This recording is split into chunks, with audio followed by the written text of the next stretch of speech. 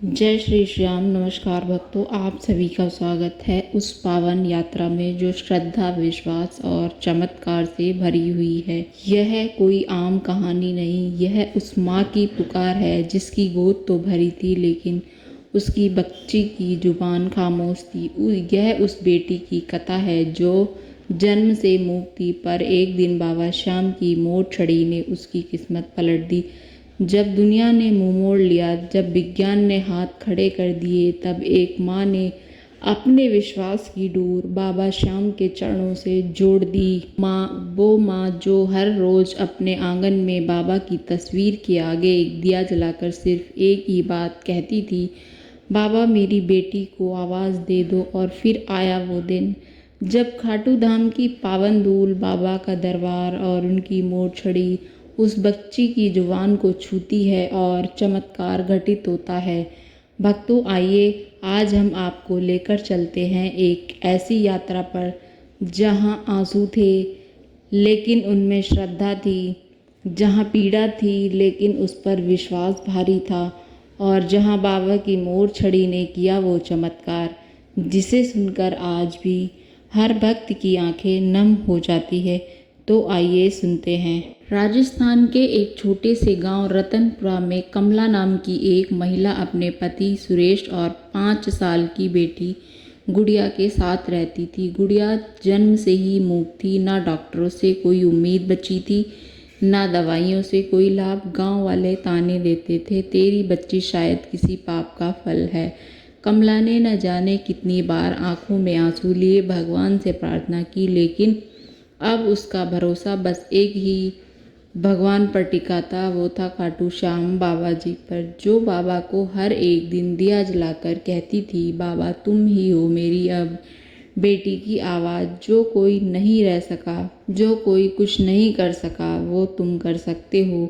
गांव में बाबा के चमत्कारों की कई कहानियां सुनी थी। किसी को संतान मिली, किसी की बीमारी ठीक हुई, लेकिन एक बात हर कोई कहता था, बाबा की मोट छड़ी जब किसी पर चलती है तो चमत्कार अवश्य होता है। कमला ने मन ही मन प्रण लिया, इस बार फागुन मेले में खाटू धाम जाऊंगी, और जब बाबा की मोट छड़ी मेरी बेटी को छुएगी तो वो दिन उसकी ज़िंदगी का सबसे बड़ा मोड़ होगा। फाल्गुन मेला करीब था। गांव से कई भक्त पैदल खाटू धाम के लिए निकल रहे थे। कमला ने भी अपने पति को समझाया, मैं और गुड़िया पैदल जाएंगे, बाबा की राह में कष्ट भी वरदान है। सुरेश पहले विरोध करता रहा लेकिन फिर मान गया। कमला ने गुड़िया को अपनी गोद में लिया और गांव की टोली के साथ सफ़र शुरू किया।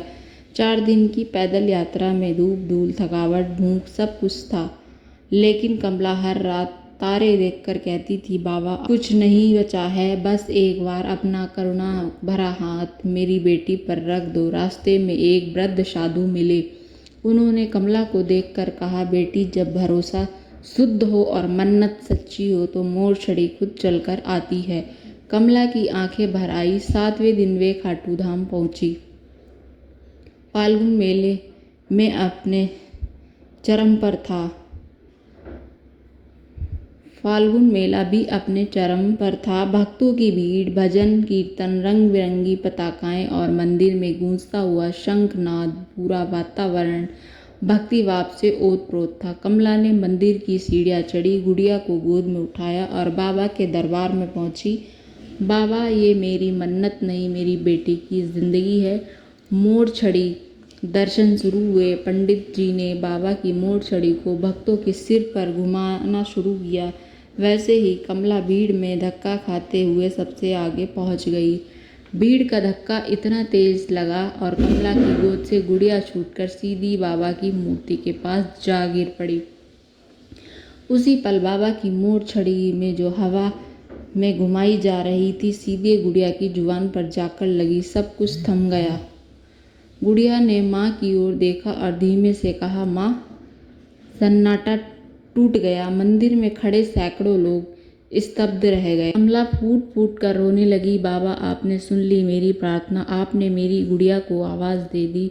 वह दृश्य देखकर भक्त की आंखें भर आई थी। पंडित जी ने आगे जाकर मोट छड़ी फिर से गुड़िया के सिर पर घुमाई और बोले, बाबा का आशीर्वाद है। यह मोर छड़ी केवल लकड़ी की नहीं, यह बाबा का जीवित हाथ है।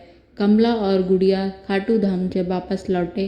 पूरे गांव में यह चमत्कार फैल गया। हर कोई पूछ रहा था, क्या सच में बाबा की मोर छड़ी ने गुड़िया को बोलने के लायक बना दिया। गुड़िया अब न बोल सकती थी केवल, बल्कि रोज बाबा का भजन भी गाती थी और उसकी आवाज़ बहुत मधुर थी। उसकी आवाज़ गांव में सबसे सुंदर आवाज़ बन गई थी। कमला ने अपने घर के बाहर एक छोटा सा श्याम मंदिर बनवाया। हर पूर्णिमा को वहाँ मोर छड़ी दर्शन रखे जाते थे। बाबा की तस्वीर के सामने वह वही मोर छड़ी रखती थी जो उसे खाटू धाम से मिली थी। गांव की महिलाएं अपनी परेशानियां लेकर आती थी और कमला उनसे कहती थी कि मोर छड़ी पर हाथ रखो, आंखें बंद करो और बाबा से मन की बात कहो, जवाब मिलेगा। धीरे धीरे वह जगह गांव का श्रद्धा का केंद्र बन गई थी। आज कई वर्ष बीत चुके हैं। कमला अब वृद्ध है, लेकिन उसकी आंखों में वो चमक आज भी है जब उसने पहली बार अपनी बेटी को माँ कहते सुना था। गुड़िया अब एक देवी गायिका है और खाटू धाम के भजन गाकर हजारों लोगों की आस्था जगाती है।